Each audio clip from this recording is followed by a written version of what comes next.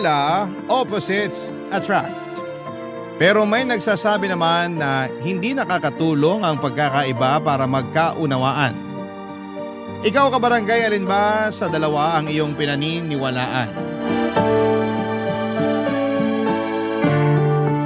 Dear Papa Dudut, ako nga pala si Bea, 20 years old, isang aminadong conservative.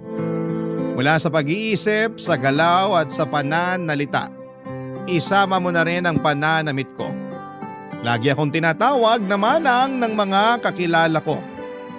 Nung una ay naiinis ako dahil hindi naman kasalanang maging isang conservative. Pero nang tumagal ay nakasanayan ko na. Kibit-balikat na lamang ako lagi sa tuwing may nangpupuna sa pinili kong identity. Hindi naman ako naapektuhan. Masaya at tanggap ko na kung sino at ano ako. Kung gaano ako ka-conservative. Ganon naman ka-liberated ang nanay ko. 20 years old siya noong isinilang ako at hindi ko nakilala ang tatay ko. Hindi rin naman nagkwento ang nanay ko. Hindi ko hinanap ang tatay ko at hindi naman ako pinilit ng nanay ko na gawin yon. Sa pagdadalaga ko ay mas naging malinaw sa akin ang relasyon namin ng nanay ko. Malabo at malayo. Hindi kasi kami naging close noong nagdalaga na ako. Malaking dahilan noon ang pagkakaiba naming dalawa, Papa Dudut. Hindi ko naman sinasadya, lagi na iparamdam sa kanya na hindi ako komportable sa tabi niya. Hindi rin naman niya pinipilit ang sarili niyang makipaglapit sa akin. Isang bagay na nagustuhan ko sa nanay ko. Bukod doon ay wala ng iba pa. Malimit kaming mag-usap maliban na lamang kung may kinalaman sa pag-aaral ko o sa pagkain sa bahay. Hindi ko siya nakikwentuhan dahil iniiwasan ko siya, Papa Dudut. Minsan ay napuyat ako sa kakahintay sa kanya dahil may assignment ako sa school at kailangan ko siyang ma-interview. Ayoko sanang gawin pero kailangan. Dumating na lang siyang lasing at pasuray-suray habang ako ay nakaismid na nakatingin sa kanya, Papa Dudut.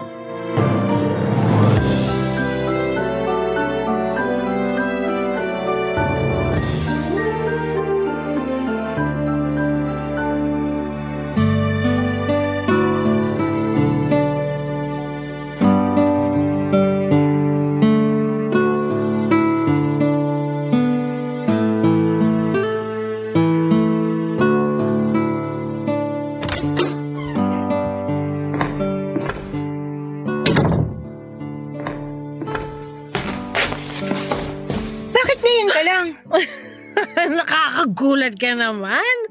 Ako nga ito nagulat sa'yo eh. Mag-uumaga na pero ngayon ka palang umuwi. Uwi ba yan ng matinong nanay? Inumagal na uwi, hindi na agad matino. Amoy ala ka pa. Kaya nga naman mga amoy sampagita ako pag nasa beer house. Hindi nakakatuwa, Nay. Ikaw naman, masyado kang seryoso. Ang alanganin kasi ng oras ng uwi niyo. Pinag-alala niyo ako eh. Ang sweet naman ng anak ko. Nag-aalala ka talaga? Nag-aalala ako sa sasabihin ng ibang tao. Lagi na lang kayong topic ng mga marites eh. Ano bang pakialam ko sa kanila? Kahit ulamin ko pa yung bote ng beer, wala dapat silang pakialam. Yan. Yang ganyang mindset mo. Yan, Nay. Kaya ka pinag-iinitan ng mga tao eh. Kahit umapoy pa sila, wala akong pakialam. Kailan ka pa kaya magkakaroon ng pakialam? Sa'yo. May pakialam ako sa'yo kasi anak kita. Kung may pakialam ka sa akin, sana umakto kayo ng tama. Wala naman kasing mali sa ginagawa ko eh. Masama ba na mag-enjoy sa piling ng alak? Single naman ako. Pero may anak kayo. At hindi naman kita pinababayaan. Alam mo yan. Pero akong napapahiya sa mga tao dahil sa mga kagagawan niyo eh. Bakit ako mahihiya? Krimen ba ang uminom ng alak? Dapat ka na bang ikulong kapag nagpapakasaya ka? Hindi ko na kayo makontrol, Nay. Hindi mo naman ako dapat kinokontrol. Dapat, sinusuportahan mo ko. Parang ginagawa ko sa'yo. Suportado ko ang pagiging manang mo. Hindi ako manang ah. Aba, narinig mo na ba mga sinasabi ng mga kapitbahay natin sa'yo? Mas maanang ka pa raw kaysa sa mga lola ng lola nila. Wala akong pakialam sa sinasabi nila. Hindi ako susunugin sa impyerno dahil lang sa pagiging manang ko. Di parehas lang pala tayo. Wala talaga akong pakialam sa sasabihin nila. Apir nga tayo dyan, nanak. One time lang. Pwede bang maligo muna kayo para mawala yung kalasingan nyo? Ipaapir-apir pa kayo nalalaman dyan eh. Opo, nanay. Maliligo na po. Pasensya na po. At magkape kayo para bumaba ng amats nyo. Alam mo na mga alak lang at orange juice ang trip kong inumin. Nay! Apo, masusunod. Mahal na mana. Mahal na Reyna. Hindi na po ako natutuwa. Bakit ba ang init ng ulo mo sa lasinggerang nanay mo? May assignment kasi ako sa klase at kailangan kitang may interview para doon. Pero dahil sa kalagayan mo ngayon, mukhang imposible kong magawa. Interview lang ba? Sus! Kaya ko yan. Ilabas mo ang mic at ayusin mo ang sofa para kunwari nasa talk show tayo. Ikaw si Boya Bunda at ako ang guest mo. Ay teka, ikaw si Bea. Bea Bunda! Ang witty ko ron kahit lasing ako Ewan ko sa inyo. Tulog na nga lang kayo. Maghahanap na lang ako ng ibang nanay na makakausap ko ng matino. Nagmarcha na ako palayo sa nanay ko at pumunta na sa kwarto ko, Papa Dudut. Pinagbagsakan ko siya ng pintuan para mahalata niyang hindi ako natuwa sa inaasta niya. Kaya lang alam ko hindi yon effective. Kilala ko ang nanay ko, hindi ito balat sibuyas na katulad ko. Kahit anong sabihin mo sa kanya ay papasok lang sa isang tenga at mabilis lang ding lalabas sa kabila. Siguro'y na-immune na siya sa mga sinasabi ng ibang tao sa kanya mula sa umpisa. May mga alam naman ako sa nangyari sa nanay ko noon bago niya ako isinilang. Nakwento lang ito ng mga kamag-anak namin, Papa Dudut. May dahilan sa pagiging liberated ni nanay. Sa side ng family niya natanggap na yon. Pero ako na lang siguro ang hindi pa. Kahit magkasama kami sa isang bahay, hindi ko magawang masanay sa ugali niya. Nagmana si nanay sa pagiging liberated sa tatay niya, ang aking lolo. Palibasa, nagtrabaho sa Amerika ang lolo ko noong kabataan niya at naimpluwensyahan niya si nanay. Kabaliktaran naman si lola. Kay lola ko marahil nakuha ang pagiging conservative ko o yung pang-aasar sa akin na isa raw akong manang. Nung nabubuhay pa ang lola ko, siya madalas ang nag-aalaga sa akin. Dahil si nanay ay ini-enjoy ang pagiging malaya niya at liberated. Inalagaan din naman ako ni nanay pero mas naging close ako kay lola. Dahil kaparehas ko siya, sa kanya ko nakuha ang values na pinangahawakan ko pa rin hanggang sa ngayon. Kaya naman sa tuwing nakikita ako ni nanay ay lagi niyang naaalala ang lola ko. Sa tuwing nakikita ko naman si nanay, naaalala ko sa kanya si lolo. Ewan kong balanse itong matatawag. Pero para sa akin ay hindi. Dahil ang pagkakaiba namin ang siyang dahilan kung bakit hindi kami magkasundong dalawa, Papa Dudut.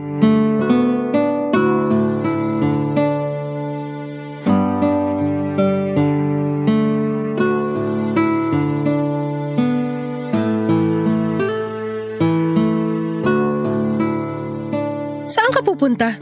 Imimit ko lang po yung best friend ko, birthday niya. Makiki-birthday ka sa best friend mo sa ganyang damit? Seryoso ka ba? Ano problema sa pananamit ko? Lahat! Disente ang suot ko. Di ka lang sanay sa ganitong pananamit. Hindi lang ako sanay makakita ng baduy manamit. Magpalit ka nga! Magkakasorais ako sa damit mo eh. Ayoko, magandang suot ko. Anong maganda? Tumingin ka na ba sa salamin? Lahat ng salamin dito sa bahay tiningnan ko na. Walang pangit sa suot ko. Anong salamin yung tinignan mo? Yung basag? Ay nako, ang lakas mangpuna ng damit samantalang kayo. Kita na ang kaluluwa? Paulit-ulit mo nang sinasabi yan. Tanggap ko naman. Natural ang kaluluwa ko at walang halong kemikal. Kaya okay lang. Pero yang suot mo ngayon, natural at puro kemikal na kabaduyan. Sige nga, anong masama sa suot ko? Naka-turtleneck ng floral at long sleeves pa. Sa Baguio ba ang birthday? Nilalamig ka, girl? Magkakatonsillitis ka ba kapag hindi ka gumamit ng floral na turtleneck? Regalo to ni Lola sa akin. Kahit regalo pa yan ng guardian angel mo, dapat hindi mo tanggapin. Tapos ipaparis mo sa naguhumiyaw na tiger print na palda? Tapos rubber shoes na pula? Anak ba kita? Nasa nagdadala lang yan. Hindi mo nga madala ng maayos. Naaawa ako sa mga makakakita sa'yo sa totoo lang. Magpalit ka. Huwag mo akong bigyan ng kahihiyan. Hindi ako magpapalit. Maganda nga tong suot ko para walang makasilip. Walang magkakaroon ng interes na silipang ka. Magpalit ka. Halika, tutulungan kita. Ayoko nga. Plano mo ba maging mascot sa birthday ng kaibigan mo? Kasi kung oo, di congratulations! Ang lakas mo manlait, Nay. Samantalang ikaw ang iksi ng mga suot mo. Parang lagi mong pinapasilip ang rayuma at varicose veins mo. Uy, wala akong varicose veins. Rayuma. Nagsisimula pa lang. Huwag mong pakialaman ang ugat at tuhod ko, ha? Ang dapat mong pakialaman ay kung paano ka tamang mag-mix and match ng suot. Naka-mix and match na to. Nakamix lang pero hindi match. Utang na loob, magpalit ka! Ano na lang sasabihin ng ibang tao sa akin? Pinalaki kitang walang fashion sense? Hindi kayong kakayanin, iiyak ako! Ewan ko sa inyo, babalik ako bago dumilim. Bea, please! Try mo namang umuwi ng lagpas alas 7 ng gabi. Kahit umuwi ka pagkatapos ng 24 oras, matutuwa na ako. Ibigay mo na to sa akin. Magpagabi ka sa daan. Gusto kong ma-enjoy mo ang kabataan mo. Ini-enjoy ko ang kabataan ko sa paraang gusto ko. Paano mo malalaman na yan ang gusto mo hindi mo pa nga natatry yung sinasabi ko? Sa nakikita ko po sa inyo, wag na lang. Ayoko nang matry. Bea! Aalis na po ako. Nandito na ako bago gumabi.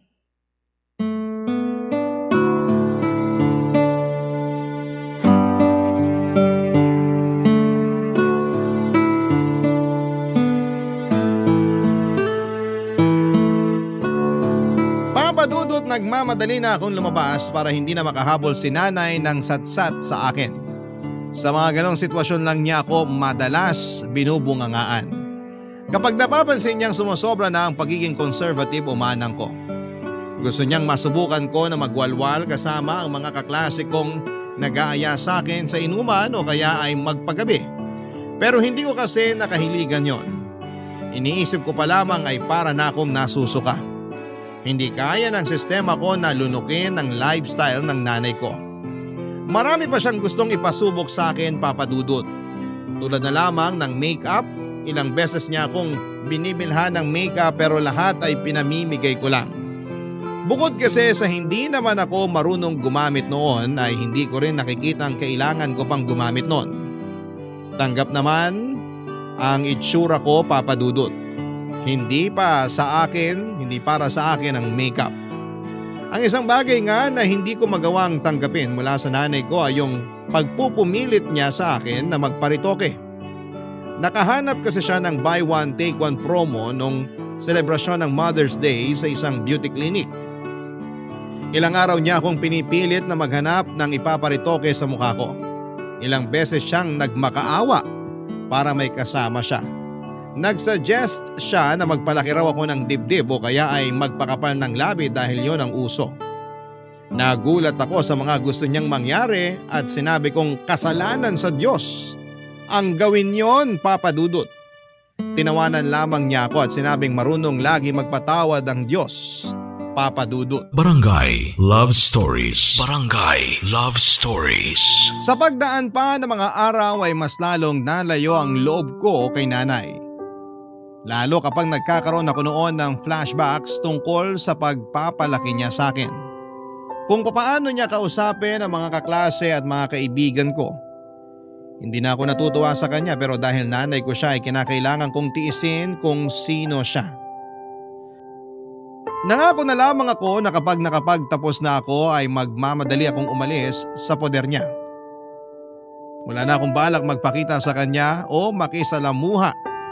Kahit tuwing Pasko o kaarawan niya, tanging pagpapadala na lamang ng pera ang koneksyon ko sa kanya. Siyempre hindi ko pa rin naman siya pababayaan dahil utang na loob ko sa kanya ang lahat. Pero pinangako ko na hanggang pera lang ang makukuha niya sa akin at hindi ang pangunawa ko. Mahirap lang talagang unawain ang mga prinsipyo ni nanay. Mahirap siyang unawain in general. Dapat nasanay na ako, hindi ba, dahil 2 dekada ko na siyang kasama.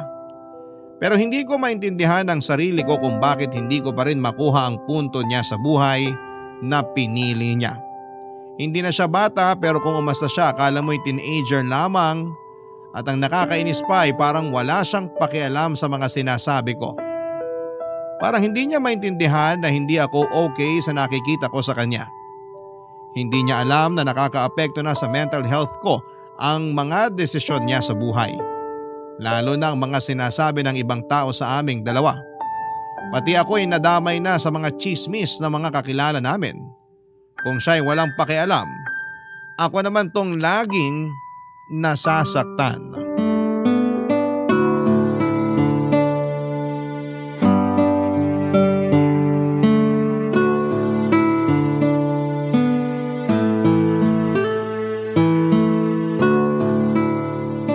Nay!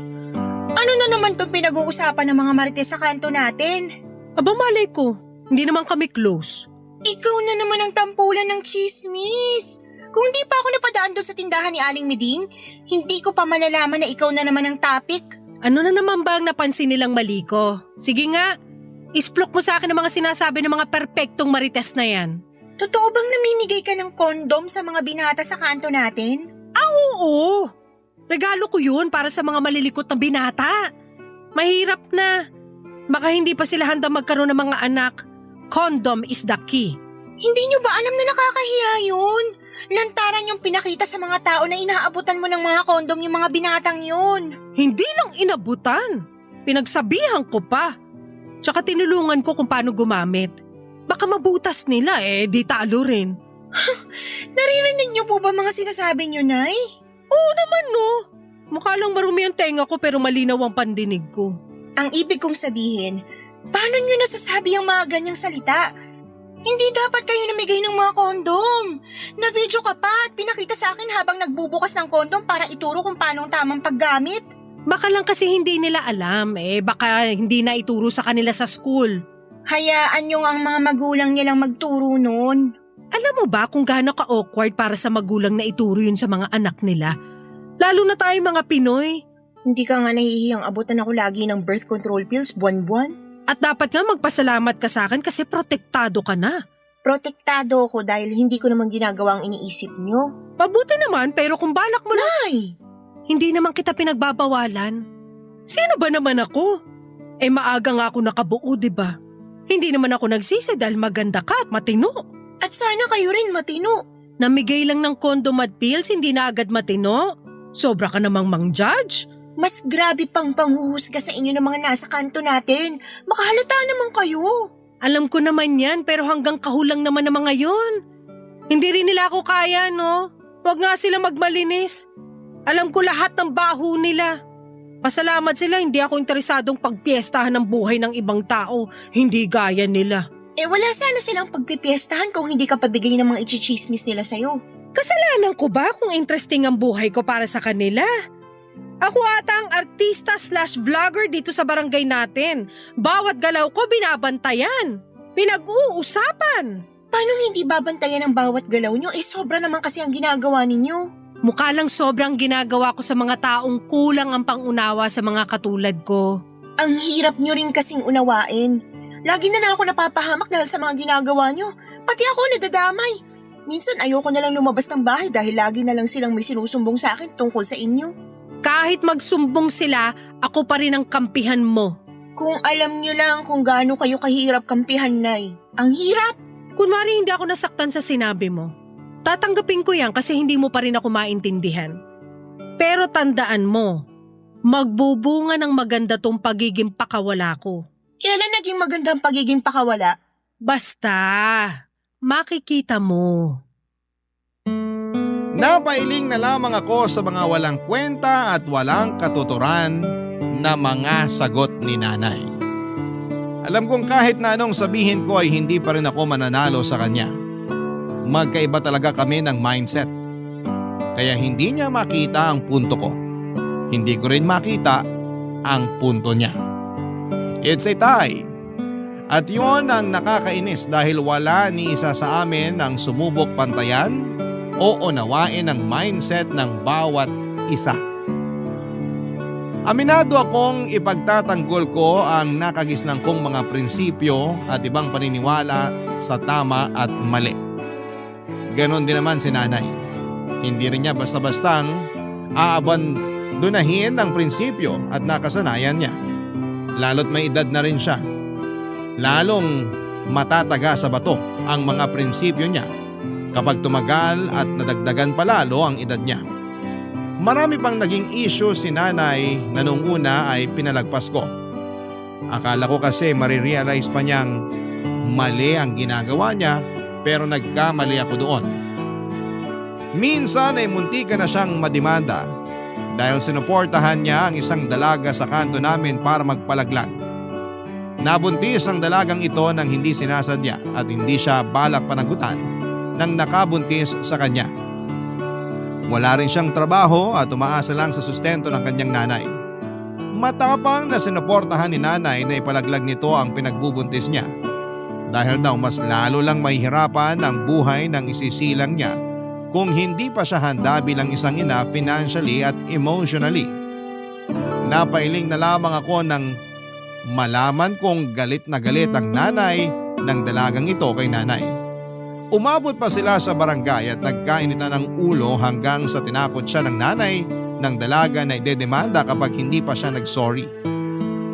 Hindi nagsorry si nanay.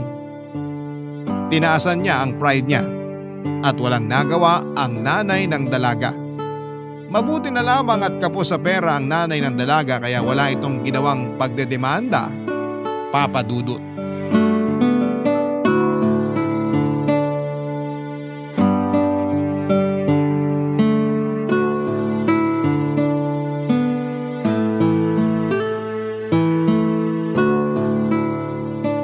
Nay, Ano yon? dadalawang boyfriend ko si Lucio rito. Anong oras ka aalis? Hindi na ako aalis. Di ba sinabi niyo na may lakad kayo ngayon? Sinabi mo kasi nadadalaw ang boyfriend mo eh. Gusto kong makilala syempre. Sa Facebook ko lang siya nakikita kapag nagpo-post ka. Gusto kong makaharap siya ng personal para makita ko kung gaano siya talaga kakinis. Nay! Oh, huwag mo sabihing mamasamain mo pa yung comment ko na makinis siya ha. Sobra naman na ata pagiging conservative mo niyan. Ayoko lang na nagko-comment ka ng ganyan sa boyfriend ko. Nakakaasiwa. Ang banal mo naman masyado. May kumakatok. Baka si Lucio na yan. Teka, bagay ba ang lipstick ko sa spaghetti strap na suot ko? Hindi. Ayos, bagay nga. Pagbuksan mo na. Lucio, napaaga naman yung dating mo. Na-excite lang ako na makita ka. Nakaalis na ba nanay mo? Sa kasamaang palad, hindi pa raw siya aalis. Pasok ka na. Salamat. Hello po, magandang gabi po ma'am. Nanay na lang itawag mo sa akin. Makinis ka kaya gusto kita maging son-in-law. Nay! Bakit? Makinis naman talaga siya. Nasa lahi lang po siguro. Oh, Bea, narinig mo yon. Makinis ang lahi ni na Lucio. Kaya magpalahi ka na sa kanya. Chos! Nay, ano ba? Ikaw naman? Binibiro ka lang eh. Lucio, ilang taong ka na pala? 25 years old po. Ah, maganda yan. Mas matanda ka dapat sa babae para ma-handle mo siya ng maayos. Ang hirap pa naman pakisamahan nitong si Bea. Madalas lang po yung toyo niya pero kaya ko naman pong i-handle. Lucio? Ay tumigil ka, Bea. Banding namin to ng son-in-law ko. Nakakatuwa naman po kayo. Parang ang saya niyo pong maging nanay. Sobrang cool. Si Bea lang naman yung nagtatakwil sa akin. Yung mga kabataan dito sa lugar namin, gusto nila ako maging nanay. Paano hindi ka gugustuhin parehas mong pakawala? Ano yun? Sabi ko po, pakawalan niyo na si Lucio kasi kami naman muna ang magbabanding. Teka, may kondom ka ba dyan, Lucio? Nay, sobra ka na! Nagtatanong lang ako kasi sabi mo magbabanding kayong dalawa. Eh mali ko ba kung anong banding yung gagawin nyo? Gusto ko mag-ingat kayo. Wala po akong kondom na naitatabi. Akong bahala sa'yo. May natira pa ako mula dun sa mga pinamudmud ko sa kanto. Nagpamudmud po kayo ng kondom? Oo, buong araw. Hindi niya kailangan ng kondom. So ginagamit mo na yung pills na binili ko sa'yo? Nagpipills ka, Bea? Hindi! Bakit naman hindi? Sayang naman yun. Baka mag-expire. Yung iba pa naman nakuha ko lang dahil naka-promo. Dahil malapit na mag-expire. Gamitin mo na. Unahin mo yung mga mag-e-expire ngayong taon. Dali na. Lagi niyo na lang ako binibigyan ng kahihiyan. Ano bang nakakahiya sa pills at kondom? Malawak lang talaga isip ng nanay mo. Nakakatuwa nga eh. Hindi lahat ng mga nanay ganyan mag-isip. Thank you, Lucio, ha. Nakahanap na rin ako sa wakas ng kakampi. At dahil dyan, ako na ang bahala sa 1-year supply mo ng condom! Chos! Nainis ako nang magkampihan sina Nanay at Lucio Papadudot. Pinagkaisahan nila ako. Marami pang binida si Nanay sa pagiging liberated niya. Nakahanap kasi siya ng kakampi kaya ang lakas ng loob niyang bumida sa mga bagay na hindi naman tama. Hindi na nga ako sumasali noon sa usapan nila, Papadudot. Tuwang-tuwa si Lucio habang nakikinig kay Nanay. Habang ako naman ay nagpipigil na mainis. Ayoko lang ipakita na bad trip na ako noon kay Lucio. Kaso hindi rin makahalata si Lucio na hindi na ako komportable sa usapan nila ni Nanay. Nainis akong lalo dahil alam naman niyang conservative ako pero harap-harapan niyang pinakikita na mas pabor siya sa pagiging liberated ng isang tao. Nagtatampo man pero sinikap kong hindi yon ipakita sa kanilang dalawa, Papadudot. Lalo't nakita kong nagkakasundo na silang dalawa. Siguro'y nagustuhan kong makita na magkasundo ang nanay at boyfriend ko. Kahit na hindi ko gusto ang paraan nila ng pag-uusap. Hindi rin kasi conservative si Lucio at hindi rin naman siya liberated katulad ni Nanay. Nasa gitna lamang siya. Pero noong pagkakataong nagkaharap at nagkausap na sila, parang na-recruit na ni Nanay si Lucio para maging katulad niyang pakawala. Hindi na ako natutuwa. Kaya naman hinila ko na si Lucio at sinabing may panonoorin pa kaming pelikula sa kwarto. Tinukso kami ni Nanay at sinabing baka magpanggap lang kaming manonood pero iba naman pala ang gagawin namin. Sinabayan niyo ng malakas na tawa ni Lucio. Mas lalo kong nailang at nainis. Kaya ang ginawa ko ay pinauwi na lamang si Lucio at nagpanggap na may kailangan lamang akong tapusin na school project. Naniwala naman si Lucio at hindi nahalata ang totoong nararamdaman ko. Nagpaalam na si Lucio at si Nanay naman ay naghanda na rin para umalis. Nagplano na siyang ituloy ang lakad niya dahil tapos na niyang makilala si Lucio, Papadudot. Barangay Love Stories. Barangay Love Stories. Hindi ko na muling pinadalaw si Lucio sa bahay, Papadudot. Doon na lamang kami madalas sa bahay nila kapag wala ang mga magulang nito. Nagtanong si Lucio kung bakit ayaw ko na siyang papuntahin sa bahay at sinabi ko ang katotohanan.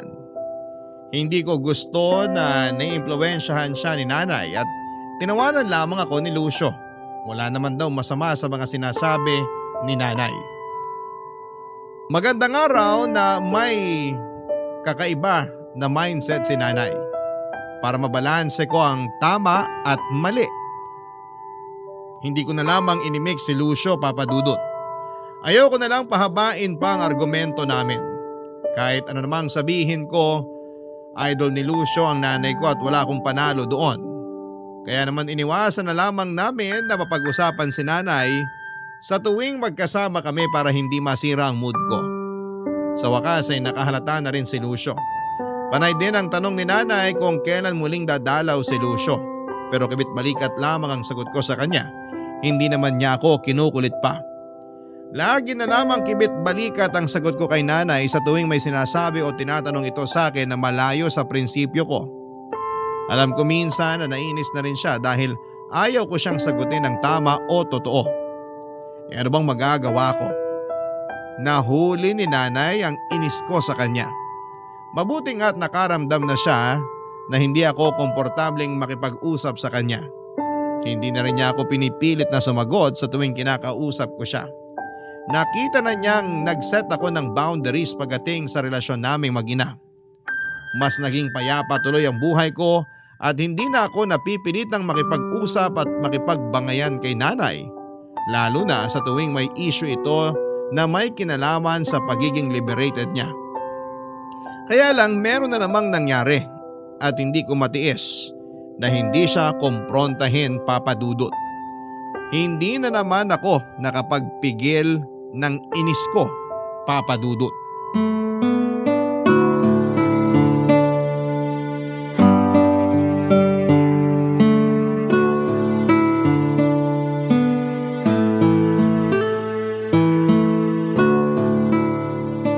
Nay, mag-usap nga tayo. Himala! Gusto mo na ulit akong kausapin. Sa totoo lang, hindi naman ako natutuwang makipag-usap sa inyo dahil puro stress na lang pong inaabot ko sa inyo. Ano na naman kaya ang kasalanan ko ngayon? Bakit kayo nag-post ng video sa Facebook tungkol sa pribadong ginagawa ng magkarelasyon sa kama? Hindi naman sa kama ginawa yun ang magkarelasyon sa video Nay, hindi nyo na naman nakikita ang punto ko eh. Ikaw siguro yung nag-report ng videos ko, no? Hindi lang ako. Paniguradong may iba ring tao na naasiwa sa pinost nyo. Hindi naman sa Facebook tamang i-post ang mga ganyan eh. Eh saan? Dapat hindi kayo nagpo-post ng ganun kahit saan. Pribadong bagay yan. Naku, sa Amerika nga, mas lantaran pa ang mga pinopost nila kaysa sa akin. Gatuldok lang yung pinost ko kumpara sa pinopost ng mga kano. Huwag niyo pong ikumpara ang Amerika sa Pinas dahil kahit 2024 na, hindi pa rin lahat ay bukas ang isipan sa ganon. Kaya nga ako nagpo-post para mabuksan ang isipan ng mga feeling santo ng mga tao sa Pinas. Walang masama sa Tingnan mo na, kahit ako nahawa na sa'yo. Hindi ko na rin mabanggit ng diretsahan ng tamang term. Pag-aano na lang nasabi ko para lang makilibel sa pagiging conservative mo. At mali ako sa pagiging conservative ko? Wala namang masama. Yan ang pinili mong daan eh. Kaya hayaan mo lang din kasi ako sa pinili kong daan. Kanya-kanyang trip lang yan. Kanya-kanyang trip talaga? Alam niyo bang hindi trip ng mga magulang ni Lucio ang mga pinost niyong videos? Paano nila ako nakita eh, hindi ko naman sila friends sa Facebook. Kasi tinag mo si Lucio sa mga video na yon. Malamang makikita nila. Ay, di sorry. Wala naman ako masamang intensyon dun. Mali ang intensyon niyo. Pati sa akin nag-iba ng tingin ng magulang ni Lucio. Grabe naman silang manghusga. Bagay sila na tumira rito sa barangay natin. Marami sila makakaparehas. Baka naman pwedeng kahit minsan seryosohin niyo itong mga sinasabi ko sa inyo. Sineryoso ko naman. Ayoko lang palakihin at ayoko lang mas lalong stressing ka. Paano ayaw niyong ma-stress ako yung mga sagot niyo nakakaputok ng ugat sa sentido? Sige na, buburahin ko na yung videos para hindi na pumutok ang ugat mo. Sana kasi hindi niyo na lang pinost eh. Ano magagawa ko na-post ko na? Sorry na lang para sa mga hindi malawak ang pag-unawa. Kahit sinong malawak ang pag-unawang iharap sa inyo, mahihila niyo para kumitid ang utak, sigurado ako. Hindi kita pinalaki para manghusga ha? Nakakasakit ka. At ako ba hindi nasasaktan sa mga epekto ng ginagawa niyo? Apektado lahat sa akin dahil sa mga hindi niyo pinag-iisipang desisyon. Pinag-isipan ko lahat ng ginawa ko. Nagkataon lang na maling mga tao ang nakakita kaya hindi nila na-appreciate ang intensyon ko. Intensyon yung mang-inis at nakita nila yon. Kaya yun ang naging reaksyon nila eh. Sana masaya na kayo na nakapangbuwisit kayo ng araw ng mga tao. Sila lang ang nambubwisit ng araw nila. Kung kaya lang nilang buksan ang isipan nila, maiintindihan nilang walang masama sa mga ginagawa ko. Ilan na kami nagsasabi na hindi tama ang mga ginagawa niyo. Wala na kayong tama, Nay. Wala. Ang ipanganak at buhayin ka. Hindi ba tama yon? Hindi ako nakaimik sa sinabi ni Nanay, Papa Dudut. Hindi ko na rin binalak na sagutin yon. Alam kong nasaktan ko siya sa walang preno kong bibig pero ganon talaga kapag napuno ka na. Tinalikuran niya ako at hindi na hinintay pang sumagot ako. Alam naman niyang wala rin akong panlaban sa huli kong sinabi sa kanya. Nagkulong siya sa kanyang kwarto at malakas na nagpatugtog ng rock music. Pero sa kabila ng ingay ng musikang pinapakinggan niya, dinig ko pa rin ang pag-iyak niya. Nasaktan ko si Nanay at aminado akong nasaktan ako nang makita siyang ganon. Yun ang unang beses na nagpakita siya ng ganon sa akin, Papa Dudut. Hindi ko yon napaghandaan. Nasanay kasi akong lagi siyang matapang at balahura kong sumagot. Mahal ko si nanay pero maraming beses na sinagad nito ang pasensya ko. Nag-impake ako at tinawagan si Lucio. Nakiusap ako na pansamantala ay titira muna ako sa kanila. Alanganin noong umpisa si Lucio pero noong umiyak na ako ay pumayag na siya. Pansamantala lang naman ang pagtira ko kina Lucio. Nagpapalamig lamang ako sa mga nangyari sa pagitan namin ni nanay. Babalik din naman ako sa bahay namin at hindi ko pa kasi kayang harapin noon dahil alam kong magkakailangan pa kami. Nag-iwan ako ng sulat kay nanay na pansamantala ay magpapasama muna ako kay Lucio. Hindi naman niya sinagot ang sulat na yon at hindi rin niya ako minessage kahit sa Facebook or text. Nagsimula na akong tumira pansamantala kay Lucio. Inasikaso naman niya ako pero hindi pa rin nawala sa isipan ko si nanay. Bihira kong umuwi ang mga magulang ni Lucio. Kapag andun ang mga magulang niya ay madalas lamang akong nagkukulong sa kwarto ni Lucio dahil nahihiya ako. Baka kasi hindi pa rin nila mapatawad ang ginawang pagpo-post ni nanay ng malalaswang videos sa Facebook. Siguro inabot ako ng 2 buwan sa bahay ni na Lucio bago ako nagpasyang umuwi ng bahay, Papa Dudut.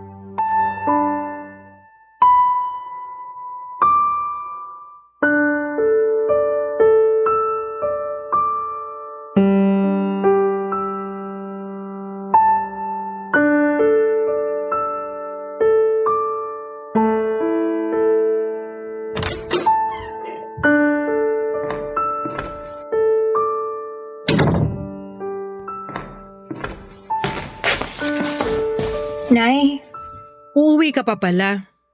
Kala ko hindi na. kailangan ko nang umuwi. Siguro naman ayos ka na. Hindi ka nagalit sa pagiging pakawala ko? Uy, may nasabi na naman ba ako? May mali ba? Ano yun? Huwag kang umiyak. Alam mo namang mahina ang nanay mo sa mga luha mo eh. Buntis po ako, Nay. Talaga? May mga naisip ka na bang kunin na ninang? Huwag kang kukuha rito sa barangay natin ha. Nako, walang mapapalang apo ko tuwing Pasko sa kanila. Nay, narinig niyo po bang sinabi ko? Oo, buntis ka. Congratulations! May intindihan mo na ako sa wakas. May kaibigan akong Obigaini. Doon ka na magpa-check ka para may discount tayo. Nay, buntis ako! Buntis! Ay hala, paulit-ulit? Irerekomenda ko ba sa'yo na magpa-check up sa Obigaini kung kabag lang yang nangyayari sa'yo? Hindi niyo kasi siniseryoso eh. Ano bang hindi siniseryoso? Ang dami ko na nga plano sa apo ko. Sa private school siya mag-aaral. Babawi ako sa kanya kasi hindi kita napag-aral sa private school. Siya lang apo ko. Hindi pa ako ready. 20 years old pa lang ako. 20 years old din naman ako nung nabuntis sa'yo. Hindi rin ako ready nun. Pero nung nakita na kita, walang araw na hindi ko piniling hindi maging ready. Paano ako magiging ready? Ayaw akong panagutan ni Lucio. Aba demonyong bata pala yun ah. Makinis lang pero napakasama. Ibigay mo sa akin ang address niya para maratrat ko. Ayaw din kasi ng magulang niya sa akin eh. Eh di ayaw din natin sa kanila. Hindi natin sila bate.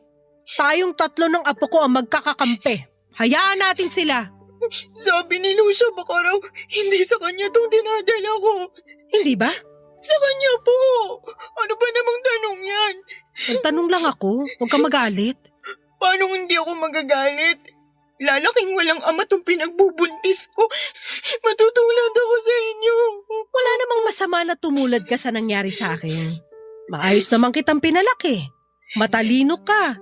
Alam mo ang ginagawa mo sa buhay. Madalas nga mas nanay ka pa kaysa sa akin eh. Kaya mo yan anak. Maniwala ka sa sarili mo. Hindi ko to kaya ng walang amang anak ko. Nakaya ko naman. Masaya naman ako. Makakayanan mo rin yan. Paano niyo nasabi? Aminado naman ako nung simula na natakot ako. Naisip ko pa nga ipalaglag ka eh. Kaso na naginip ako. Nanganak daw ako at kalong-kalong na kita sa panaginip ko. At yun daw ang pinakamasayang pangyayari sa buhay ko. Dreams do come true nga. Kasi totoong ikaw ang pinakamasayang nangyari sa buhay ko. Kahit lagi mo kong inaaway. Sabi ng magulang ni Lucio, hindi raw talaga si Lucio ang tatay ng pinagbubuntis ko. Kasi katulad mo raw ako. Pakawala. Huwag ka nang umiyak. Wala talaga tayong kontrol sa sasabihin at iisipin ng ibang tao. Pero may kontrol tayo sa buhay natin. Hayaan mo sila sa mga iniisip at sinasabi nila.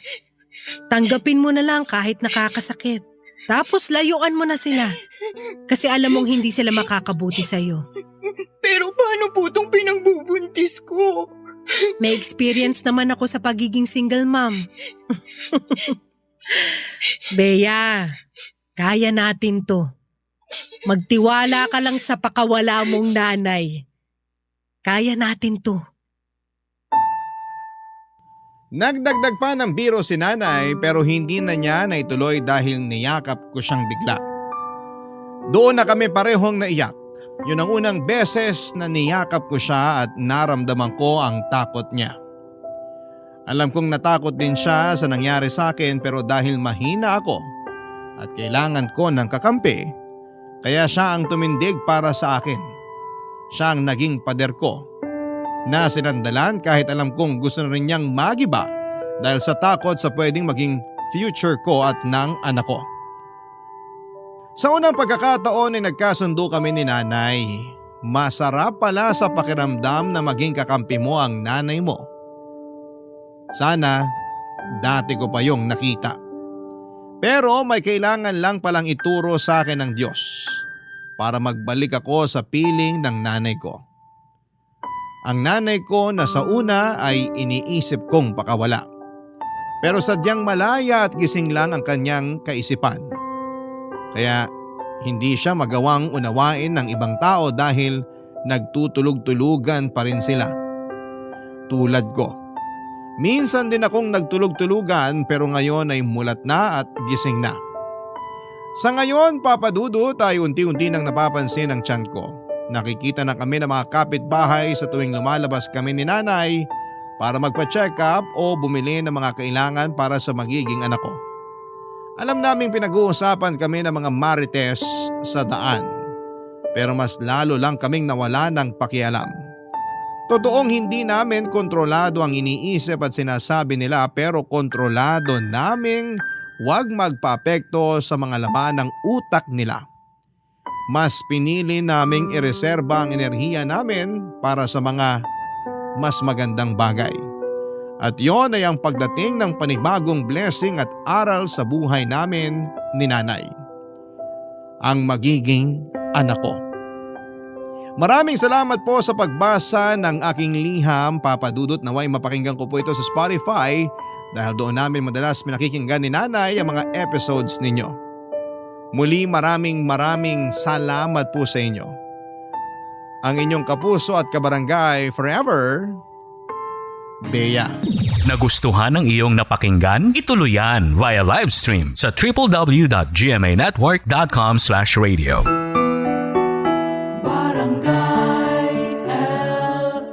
In Mega Manila, 97.1. Forever.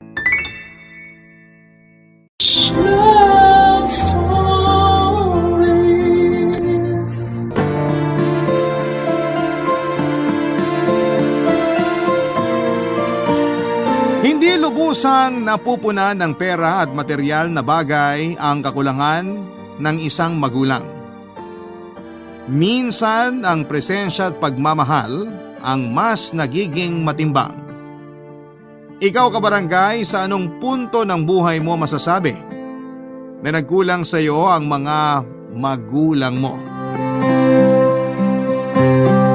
Dear Papa Dudut, mapagpalang araw po sa iyo at sa lahat ng mga nakikinig ng Barangay Love Stories ngayon. Ako po si Clarine, 18 years old na sa kasalukuyan at isa ng senior high school student. Taga Alaminos City, Pangasinan, lumaki ako sa poder ng lola ko at ng tita ko. Sanggol pa lamang ako nang iwan sa kanila ng nanay ko. Kung ano man ang dahilan niya noon ay hindi ko na inalampa dahil malinaw naman sa akin na hindi niya ako gusto na maging anak. Pero matapos kong malaman yung nangyayari sa nanay ko, nagbago ang tingin ko sa kanya. Tawagin niyo na lamang po sa pangalang Brenda.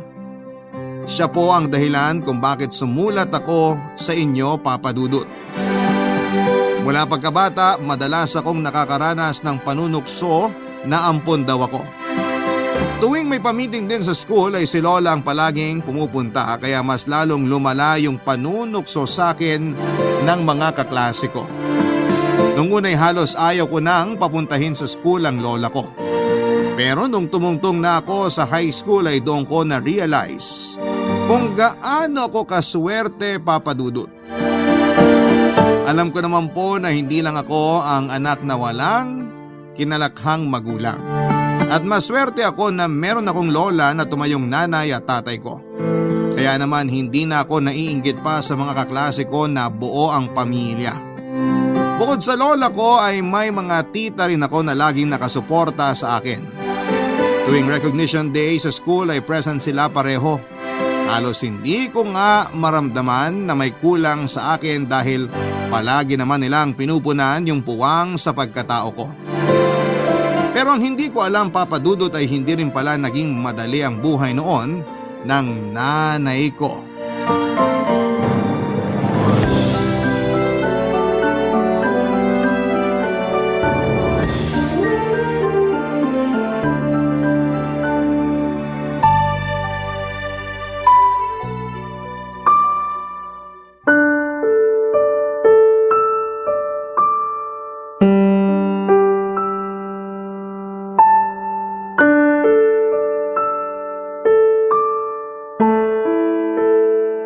Saan ka na naman pupunta?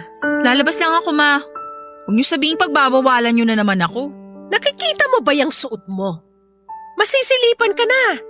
Tsaka yung pangitaas mo halos nakalabas na yung dibdib mo. Wala ka man lang pagpapahalaga sa sarili mong bata ka? Alam niyo, ma, isipin niyo na lang yung gusto niyong isipin. Pero hindi po ako magpapalit dahil lang ayaw niyo tong suot ko. Gusto mo talaga yung nababastos ka, no?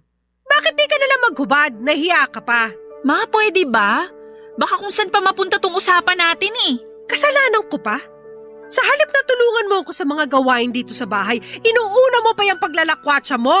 Puro ka party. Sino kasama mo doon, ha? Sino pa? Eh di mga kaibigan ko po. Kaibigan o baka naman mga lalaki?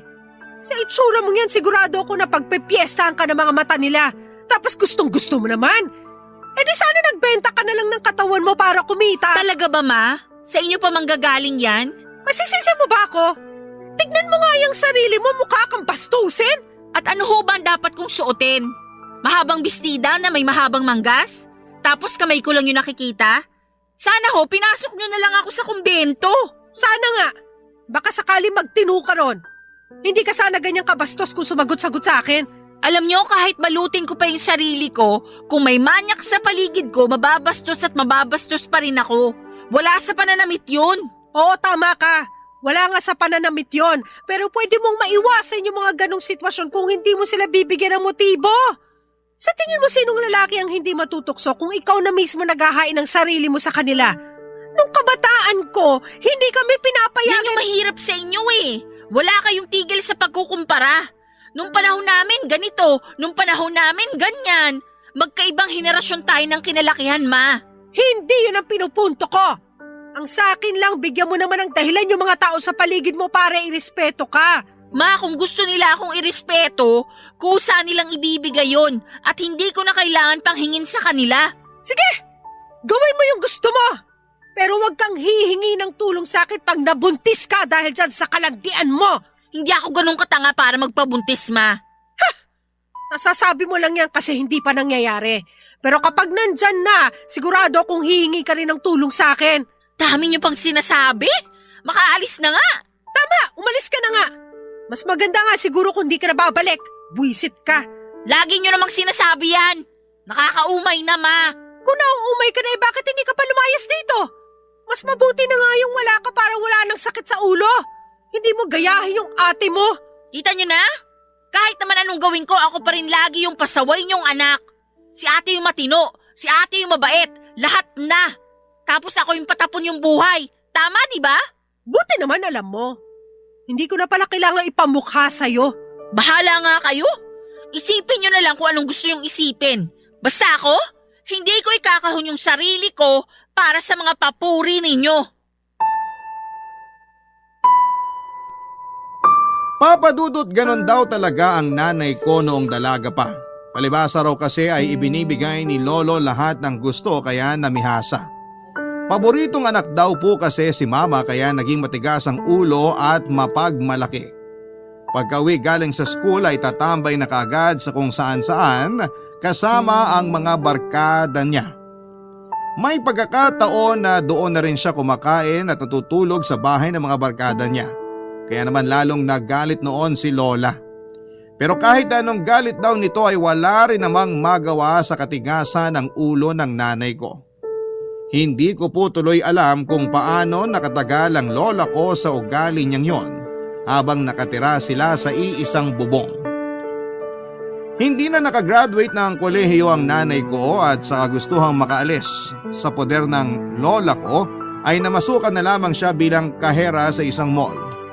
Nangupahan siya sa isang maliit na boarding house na malapit lang din sa pinagtatrabahuhan niya, Papa Dudut. Sabi rin ng lola ko, hindi raw nahirapang makahanap ng trabaho si Mama dahil takaw tingin siya sa mga tao, lalo na sa mga lalaki. Nagagamit niya yung karisma niya kahit saan siya magpunta. Bukod kasi sa maganda, ang nanay ko ay maganda rin ang hubog ng katawan nito. Yung bang kagaya sa mga nagiging calendar girl sa mga sikat na brand ng alak. Matangos ang ilong at medyo bilugan din ang mga mata niya. Kung may kahawig man po siyang artista ay si Max Collins po yun.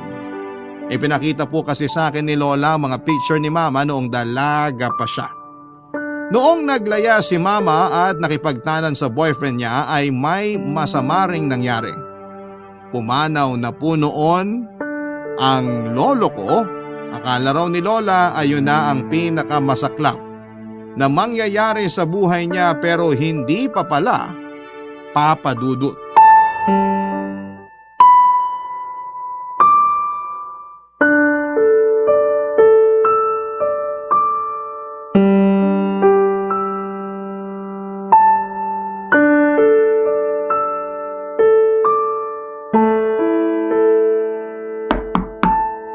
Sino yan?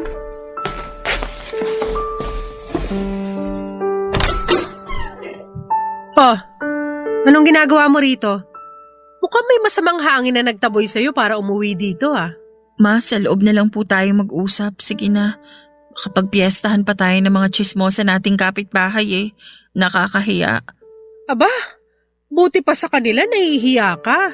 Samantalang sa akin na nanay mo na paulit-ulit mong binabastos, hindi ka man lang nakakaramdam ni katiting na hiya. Ma, sige na naman po. Papasukin niyo muna ako. Ay, o siya, pumasok ka na. Maupo ka dun sa sofa at pag-uusapan natin yung ginawa mo. Baka makaistorbo pa tayo sa mga kapitbahay pag nagsigawan na naman tayong dalawa. Salamat, Ma. Ano ba nangyari at bigla ka na pauwi rito? May problema ka ba at kailangan mo na ngayon ng isang ina? Sa bagay, uuwi ka ba naman dito kung wala kang problema? Ma, pwede hubang alamin niyo muna ang nangyari bago kayo magalit sa akin? Bakit kasi hindi mo pa sabihin? Pinatatagal mo pa. May problema po ako, Ma. Sabi ko na eh. Ano? Wala ka na bang pera kaya nandito ka ngayon? Pwes, wala rin akong maibibigay sa'yo. Ma, hindi naman po to tungkol sa pera. Mas importante po to. Bakit ba kasi hindi mo pa ako diretsahin? Hintayin mo pa yata magka-alta presyon ako bago mo sabihin? Buntis po ako, Ma. Ano? Pambihira ka naman, Brenda! Ang bata-bata mo pa para magkaanak! Nangyari na po Nandito na to. Ano pang magagawa ko? At talagang wala ka man lang ni katiting na pagsisisi? Kahit naman po magsisi ako, wala pa rin naman magbabago, di ba? Kaya tulungan niyo na lang ako. Kailangan ko kayo ngayon. Ang kapal din naman talaga ng mukha mo, ano? Parang kailan lang ang yabang-yabang mo nung umalis ka rito at nagpa siyang bumukod na lang para makaiwas sa pagbubunga nga ako. Tapos ngayon, babalik ka para humingi ng tulong sa akin? Akala ko ba may trabaho ka? Yun na nga, Ma eh. Kaya gusto kong humingi ng tulong sa inyo. Ayokong mawalan ng trabaho. Ang kailangan ko lang naman yung mag-aalaga sa anak ko kapag nakapanganak na ako. Anong ibig mong sabihin? Ako yung mag-aalaga sa bata? Ha! Hindi ako papayag! Ayoko! Hindi ako bumuo sa batang niya kaya bakit ako magdudusa sa pag-aalaga? Ikaw yung may gusto niyan kaya magdusa ka. Ma, please naman po. Susustentuhan ko naman po yung anak ko. Kailangan ko lang po talaga ng may mapag-iiwanan. Hindi na po kasi kakayanin ng budget ko kung magbabayad pa ako ng ibang tao para mag-alaga sa anak ko. Ma, sige na ho. Pumayag na kayo. Apo nyo naman yung aalagaan nyo eh. Sige, pero wag na wag kang magkukulang sa sustento sa bata. Malinaw na usapan yan. Papadudot sa kabila ng sama ng loob ni Lola, kay Mama ay hindi rin siya nakatiis. Naawa rin kasi siya sa nanay ko na hindi pinanagutan ng tatay ko. Isa pa'y nangako rin naman si tita na tutulong sa pag-aalaga pagkagaling ito sa trabaho. Nang maipanganak ako ni Mama ay iniwan na niya ako kina Lola. At tulad ng napag-usapan nila, nagpadala na lamang siya ng pera para sa panggastos. Pero habang tumatagal ay unti-unti nang nababawasan yung pinapadala ng nanay ko na ikinagalit naman ni Lola. Mukha raw kasing balak na rin akong pabayaan ng nanay ko. Ilang buwan pa noon ang lumipas at nalaman ni na Lola na may bago na naman palang karelasyon ng nanay ko. Doon isinisisi ni Lola ang pagkukulang ni Mama sa mga pinapadala niya para sa mga panggastos sa akin. Paulit-ulit siya nitong sinusumbatan sa mga pagkukulang niya sa akin bilang anak niya at sa hirap ng pag-aalaga sa isang sanggol na bunga ng kalandian niya. Masakit man pong isipin na gano'n ang tingin sa akin ni Lola noon pero naiintindihan ko rin naman po yun. Sa kabila kasi ng mga nangyari hindi nila nakita ang pagbabago kay Mama para magpakatino. Hanggang sa lumaki na nga po ako, Papa Dudut. Barangay Love Stories. Barangay Love Stories.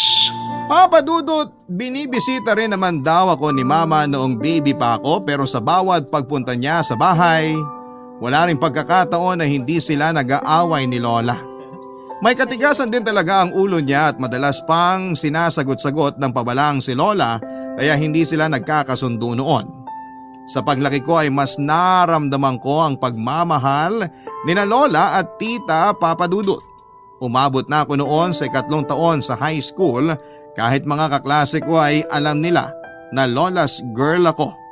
Sa mga birthday ko naman ilang beses lang nakapunta ang nanay ko at tuwing nagkikita kami ay para lang siyang bisita. Yung tipong mangungumusta lamang siya at magbibigay ng regalo tapos ay aalis na. Sa katagalan, Papa Dudut, unti-unti ko nang naramdaman noon yung paghihigpit ni Lola. Siguro dahil na rin sa nangyari kay Mama noong dalaga pa siya. Noong mag-16th birthday ako ay nagpadala lang ng regalo ang nanay ko at nag-message sa akin sa Facebook at hindi raw siya makakapunta.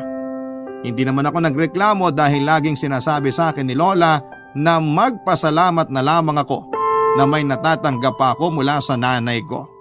Pagsabit ng 17th birthday ko ay wala pa rin siya pero may isang gabi pa noon na dumating si Mama at gusto niya lang sana akong makita noon, Papa Dudut.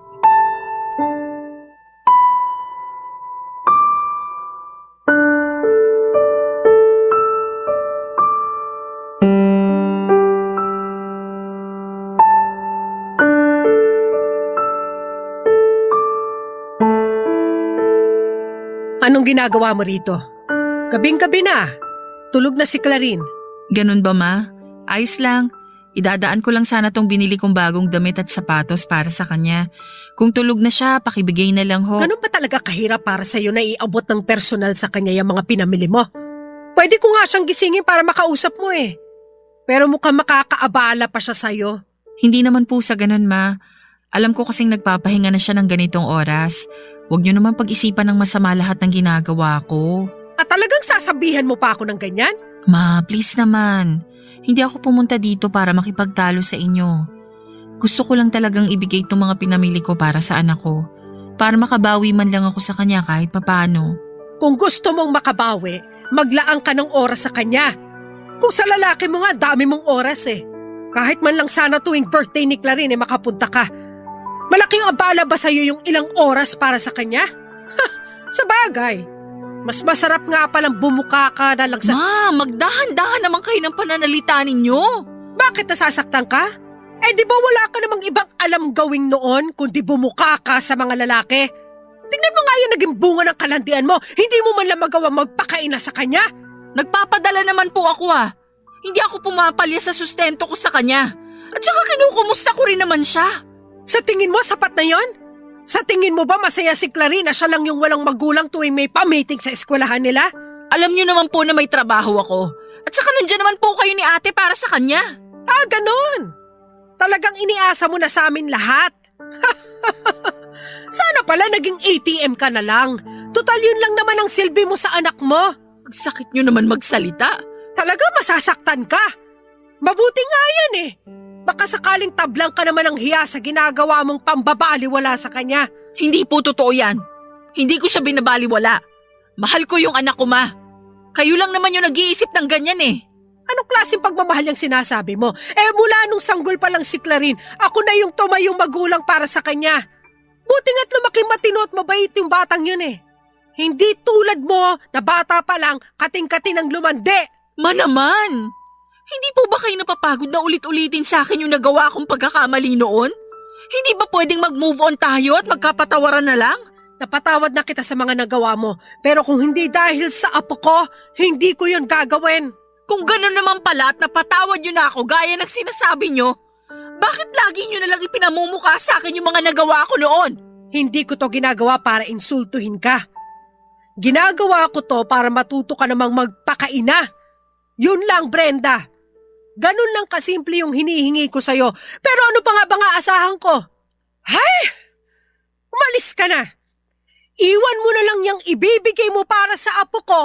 Tutal, yan lang naman ang silbi mo.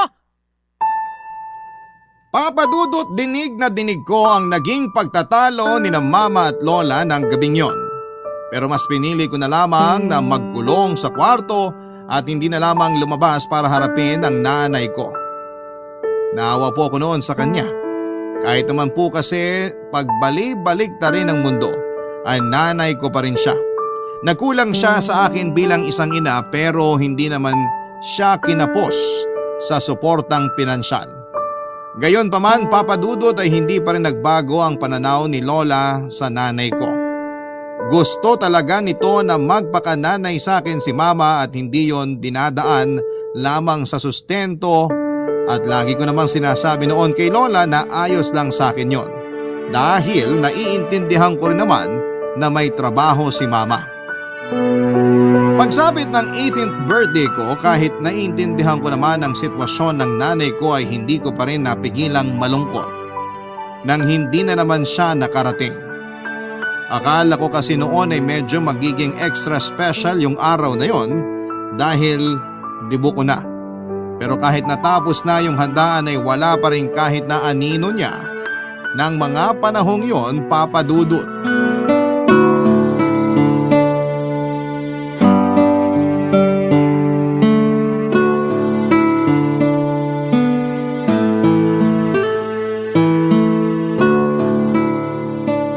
O apo, kakatapos lang ng handaan na. Bakit parang malungkot ka? Hindi ka ba nag-enjoy? Nag-enjoy naman po, La. May inaasahan ka bang bisita na hindi nakarating? Wala po, La. Nakapunta naman po lahat ng mga kaibigan ko eh. Mukhang alam ko na. Inaasahan mo bang darating ang mama mo? Ay, ganun na nga po. Kala ko po kasi makakapunta siya. Kahit mapadaan lang sana. Apo, nagpadala naman ang mama mo ng panghanda at saka regalo para sa'yo. Pero La, iba pa rin po kasi yung nandito siya eh. Sa chat lang po niya kasi ako nababate. Laging na lang ganun. Apo, pasensya ka na ha. Ginawa ko naman lahat para mapapunta siya pero wala talaga eh. Pero 'di ba sabi ko sa'yo, lagi ka pa rin magpasalamat kasi hindi ka pa rin niya nakakalimutan. Nagpapasalamat naman po ako na hindi niya nakakalimutan yung birthday ko.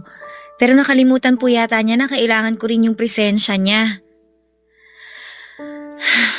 Alam ko naman po na wala akong karapatan magreklamo. Kasi kumpara sa ibang kaedad ko, mas maswerte pa rin ako. Wala man akong nanay na kasama, nandito naman kayo palagi. Kayo po ni tita. Pero may oras din po kasi na hindi ko maiwasang mainggit sa mga kaibigan ko. Bakit ka naman naiinggit sa kanila? Kasi mahal na mahal sila ng mga nanay nila eh. Si mama po ba? Nasabi po ba niya na mahal niya ako? Parang hindi ko po kasi maramdaman yun. Parang ginagawa lang niya yung responsibilidad niya pagdating sa pagsusustento. Tapos wala naman siyang pakialam pagkatapos nun. Apo, wag mong isipin yan. Mahal ka ng mama mo.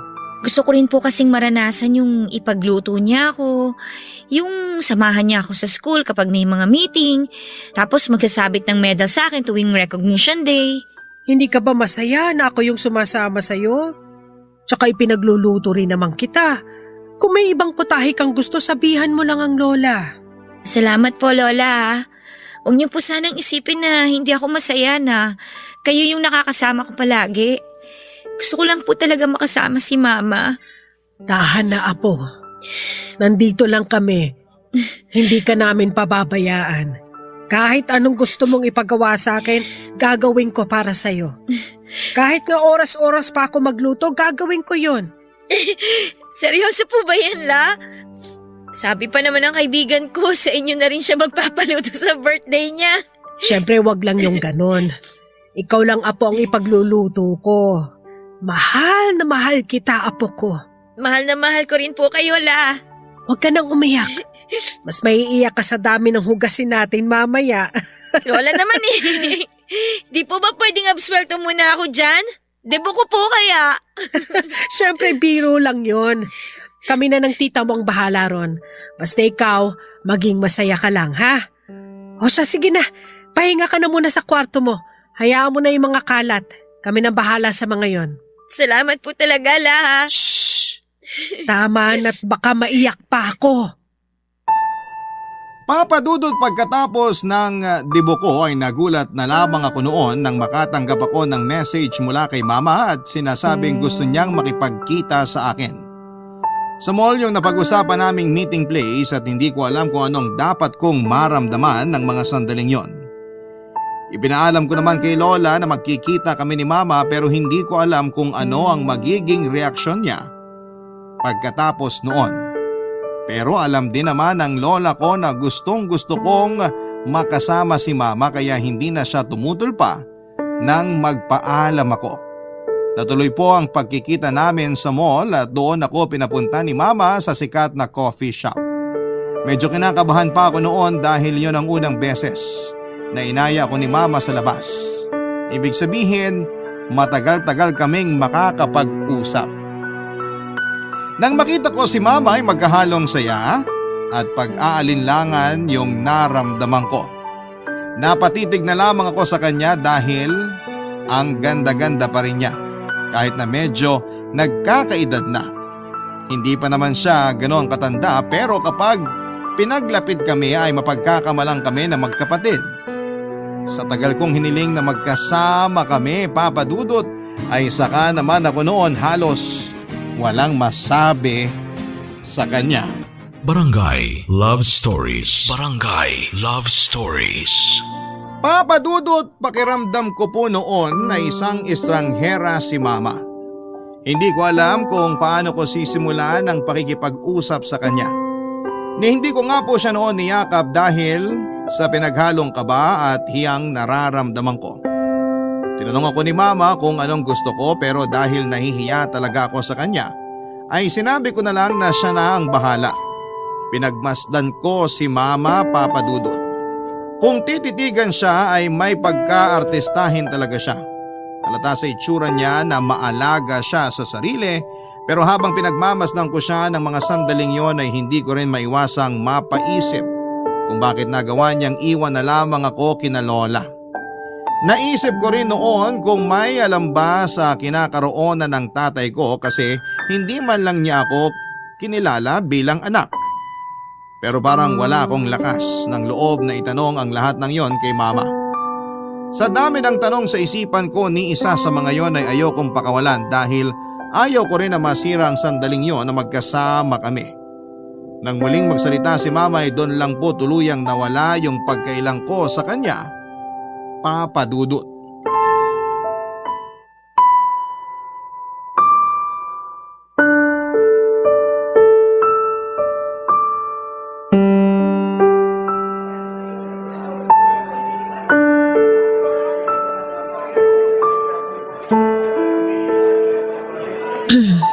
Nak, kumusta yung debo mo? Grabe, parang kailan lang baby ka pa, tapos ngayon ang laki-laki mo na. Magaling po kasi mag-alaga si Lola. Pasensya ka na anak ha. Hindi na naman ako nakapunta sa birthday mo. Ang dami ko lang talagang inaasikaso sa trabaho. Ayos lang po yun. Sanay na rin naman po ako sa ganun eh. Ilang taon na rin naman po. Natanggap mo ba yung regalo ko? Opo, natanggap ko po. Salamat nga po pala. Hindi mo naman kailangan magpasalamat anak. Ano, nagustuhan mo ba yung regalo ko? Naisukat mo ba yung mga damit? Hindi pa po pero kasya naman po siguro yun sa akin. Tsaka ako na lang po isusukat kapag nalabahan na. Tsaka nagustuhan ko rin naman po. Salamat naman kung ganon. Ay, nga pala, may surprise ako sa'yo. Ano po yun? Eto anak ko, buksan mo. Ano pong laman nitong envelope? Tignan mo na lang anak. Parang x-ray po to ah. Sa inyo po ba to? Ultrasound yan anak. Alam mo ba kung anong ibig sabihin yan? Pasensya na po ah. Wala pa po kasi akong alam sa mga ganito. Ganun ba? Ayos lang. Yung ultrasound kasi na yan, ibig sabihin yan, magkakaroon ka na ng kapatid. 7 weeks na akong buntis. Ganun po ba? Good for you po. Bakit sa akin lang? Good for us, anak. Ano po bang ibig niyong sabihin? Magkakaroon ka na ng kapatid. Doon na tayo titira sa kondo para magkasama na tayo. Po? Anak, matagal ko nang pinag-isipan to. Ito na rin yung paraan para makabawi ako sa mga naging pagkukulang ko sa'yo. Hindi pa naman siguro huli ang lahat, di ba? Pero magagalit po si Lola kapag nalaman niya. Hindi po papayag yun. Hindi ko kailangan ng permiso niya. Anak kita. Ako ang nanay mo. Kaya wala siyang karapatan sa'yo. Ma, si Lola po yung nagpalaki sa akin. Huwag naman po kayong ganyan sa kanya. Naging mahigpit siya sa akin pero alam ko naman po na para sa kapakanan ko lang din yun. Hindi po siya naging masamang lola, kaya wag niyo naman po akong ilayo sa kanya.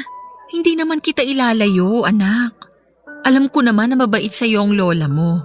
Pero gusto ko lang makabawi sa'yo at magagawa ko lang yun kapag kasama na kita.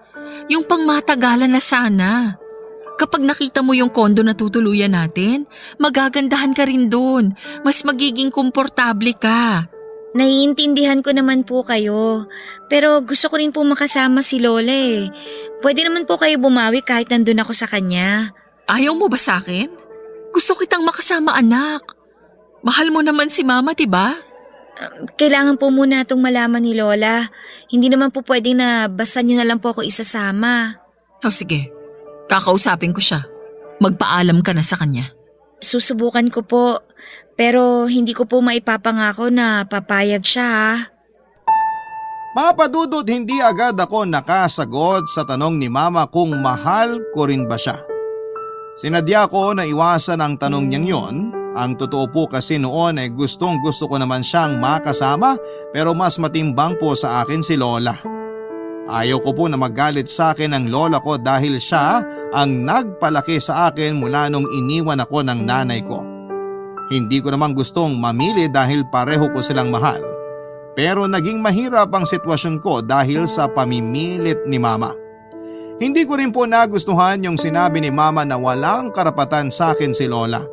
Kahit bali-balik ta rin pa po kasi ang mundo. Mas nagpakaina pa si Lola kesa sa nanay ko. kaya medyo nainis din po ako noong time na yon. Pag-uwi ko sa bahay, kinukumusta ni Lola yung pagkikita namin ni Mama. Dahil ayaw kong maglihim sa kanya ay sinabi ko yung tungkol sa pagbubuntis ni Mama at yung kagustuhan nito. Na isama na ako kahit na hindi ko nakita ang galit sa mukha ng lola ko. Alam ko na nasaktan siya sa mga nalaman niya. Kaya naman napaisip din ako noong gabing yon. Okay naman ako na siya yung kasama ko at sinusuportahan lang ako ni Mama. Kung ako lang naman, yung tatanungin ay kontento na ako sa kung anong meron ako, Papa Dudut, pero iba po yung gusto ng nanay ko. Kinabukasan lang po pag-uwi ko sa bahay ay hindi pa man ako nakakapasok ay narinig ko na ang boses ng lola at ng nanay ko.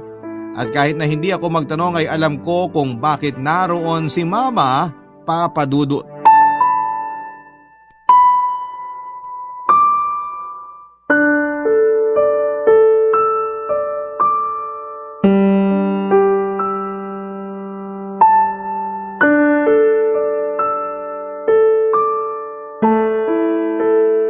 Anong kondo yung sinasabi mo sa apo ko, ha Brenda? Sa amin yun ng partner ko, Ma. At patitirahin mo talaga doon yung anak mo? Kasama yung lalaki mo? Nag-iisip ka ba? Ano po bang masama doon? Mas maayos ang buhay niya rito kaya hindi ako papayag na kukunin mo siya sa akin. Pero ako yung nanay niya. Ako yung mas may karapatan sa kanya. Huwag mo nga magamit-gamit sa akin yung salitang nanay. Kasi kahit kailan, hindi mo napunan yung responsibilidad mo sa anak mo. Oo, sinusustentuhan mo siya pero hindi lang tungkol sa pera ang pagiging isang ina. Maraming pagkakataon na pwede mo siya makasama pero hindi mo ginawa. Tapos ngayon maayos na siya sa akin, saka mo siya kukunin? Kahit ano pang sabihin ninyo, may karapatan ako sa anak ko. Akala mo ba hindi ko alam na buntis ka na naman? Kaya ba kating-kati ka na kunin si Clarin para may tagapag-alaga ka ng pangalawa mong anak? Hindi mo nga nagawa magpakaina sa apo ko tapos naisipan mo pag mag-anak ulit? Ibang klase ka rin talaga, no? Ma, please naman. Huwag niyo nang ibalik pa yung mga nangyari noon. Kung gusto niyo, babayaran ko na lang yung pag-aalaga niyo sa anak ko noong mga panahong wala ako. Ang kapal ng mukha mo! Hindi mo mababayaran yung hirap at pasakit na binigay mo sa amin! Umalis ka na! Wala ka makukuha rito! Hindi namin kailangan dito ang tulad mo! Baka mahawa pa ang apo ko sa... Sa ano, Ma? Sa kalandian ko? Hanggang ngayon ba naman, iniisip niyo pa rin na kaladkarin akong babae? Nagkamali lang ako noon. Hindi ko naman alam na lolokohin lang ako ng lalaking minahal ko eh. Hindi ko naman ginusto na hindi niya ako panagutan at takasan na lang yung responsibilidad niya sa anak ko. Nagkamali ka kasi ginusto mo yon. Kung nagtinu ka lang sana at hindi lumandi ng maaga, hindi ka sana mabubuntis. Kahit ano pang sabihin niyo, buo na yung desisyon ko. Kukunin ko yung anak ko. Magkamatayan na tayo, pero hindi ko hahayaang sirain mo pati ang buhay ng apo ko! Kaninong buhay po ba yung sinira ko? Nagtanong ka pa? Kasalanan mo kung bakit namatay ang tatay mo! Ibinigay niya lahat ng gusto mo! At alam mo rin noon na may sakit siya sa puso, pero tinuloy mo pa rin yung pakikipagtanan mo! Nung lamay niya wala ka, hindi ka man lang nakasilip kasi nahihiya ka, hindi ba? Sorry, Ma. Hindi ko naman yun sinasadya. Lola, ano po nangyayari? Dinig na dinig po yung mga boses ninyo sa labas. Anak, pasensya ka na. Narinig mo ba yung pagtatalo namin ng lola mo? Yung totoo po, kanina pa po talaga ako sa labas. Hindi lang ako pumasok agad pero narinig ko po lahat ng pinag-uusapan ninyo. Pinagtatalunan niyo pa rin ba kung kanino ako dapat mapunta? Nak, di ba? Di ba may napag-usapan tayo nung nagkita tayo sa mall? Nakapag-desisyon ka na ba? Ako yung nanay mo. Sa akin ka dapat sumama. Hahayaan mo naman akong makabawi sa'yo, di ba? Ma, hindi ko naman po kailangan sumama sa inyo para makabawi kayo sa akin. Ano, Ma? Yan bang tinuro niyo sa anak ko? Sinadya niyo ba na ilayo ang loob niya sa akin para kayo ang piliin niya? Huwag mo ako tinatanong yan. Kasi alam mo at malinaw na malinaw sa'yo kung sino sa atin ang nang iwan ng anak. Ma, dito ko gusto kina Lola. Huwag na po kayong umiyak. Nandito lang naman po ako palagi eh. Pwede niyo naman po akong puntahan. O kung gusto nyo, ako na lang po pupunta sa inyo. Kayo na muna mag-ina mag-usap. Basta ang desisyon ko, hindi na magbabago yon. Sa akin si Clarin. Tapos ang usapan. Anak, ayaw mo ba talagang sumama sa akin? Hindi naman po sa ayaw. Gusto ko rin naman po kayo makasama, Ma. Pero hindi naman po yung puntong sa inyo na talaga ako titira. Ma, huwag po sana kayo magagalit ha. Pero matanda na rin po kasi si Lola eh. Naging mabuti po siya sa akin. Pinalaki niya ako ng maayos. Kaya sana maintindihan niyo po kung bakit hindi ko siya kayang iwan. Napakabait mong bata. Anak, kung yan talaga yung desisyon mo, sige, hindi na kita pipilitin na sumama sa akin. Basta ha, ingatan mo ang sarili mo. Huwag mong gagayahin yung mga naging pagkakamali ko noon. Ma, kung ano po yung nagawa niyo noon, kalimutan niyo na po yun. Palayain niyo na po yung sarili ninyo sa pangit niyong nakaraan. Marami pa naman pong magagandang bagay na pwedeng mangyari eh. Lalo na po ngayon, magkaka-baby na kayo. Nakakatuwa naman ang anak ko. Ang galang-galang mo. Buti na lang hindi ka sa akin nagmana. Ay. Basta, ipangako mo sa akin na magtatapos ka ha. Kahit hindi na para sa akin. Kahit para na lang sa lola at sa tita mo. Pero higit sa lahat, gawin mo yon para sa sarili mo. Papa Dudut, hindi ko po inaasahan na magiging madamdamin ang pag-uusap namin ng nanay ko. Doon ko napagtanto na mabait din naman pala siya at hindi rin naging madali ang pinagdaanan niya. Ikinuwento niya sa akin yung mga naging karanasan niya noong lumaya siya sa bahay ni na Lola at noong namatay si Lolo. Malungkot yung nangyari pero sabi niya, ako raw yung pinakamagandang nangyari sa buhay niya noong panahong yon. Noong ihatid ko si Mama sa labas ay hindi ko alam kung bakit bigla kong nakaramdam ng matinding kalungkutan. Niyakap ko siya noon at tinanaw pa hanggang sa siya ay makaalis. At nung nawala na siya sa paningin ko ay parang mas bumigat yung pakiramdam ko. Papa Dudut, yung gabi na nag-usap kami ni Mama ay hindi ko lubos akalain na yun na rin pala ang huli. Nagulat na lamang ako sa ibinalita ng tiyahin ko na dinala sa ospital ang nanay ko kinabukasan. Halos mawalan ako noon ng malay noong nalaman ko na wala na si Mama at ang anak na dinadala niya. Nagka-cardiac arrest daw siya habang natutulog. Papa Dudut, nung unang gabi ng lamay ni Mama, sinabi ko kay Lola yung ikinuwento sa akin ng nanay ko bago kami maghiwalay ng gabing nag-uusap kami. Inabuso siya ng tatay ko kaya iniwan niya ito.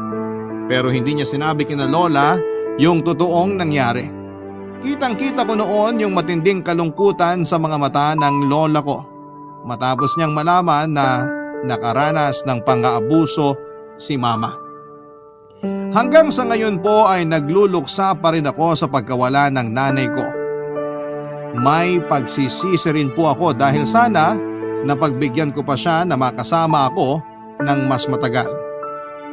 Pero hindi na po yon mangyayari pa. Nakakalungkot man pero kailangan pa ring umusad ng buhay namin. Kinuha ko yung kaisa-isang picture namin ni Mama na kalong niya ako noong baby pa ako. Sa ngayon yung picture na lamang niya ang lagi kong tinitignan, Papa Dudut. Isa po yon sa ginawa kong inspirasyon para pagbutihan pa ang pag-aaral ko. Tutuparin ko yung mga pangarap ko sa buhay hindi lang para sa mga taong nagpalaki sa akin kundi para sa nanay ko na mananatiling buhay dito sa puso ko.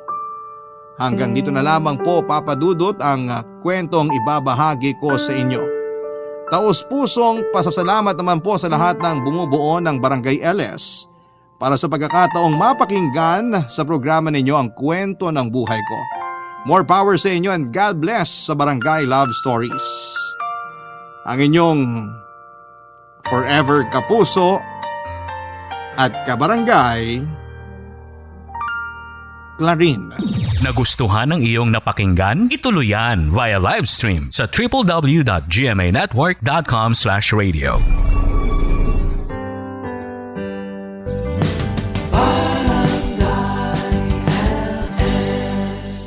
Forever.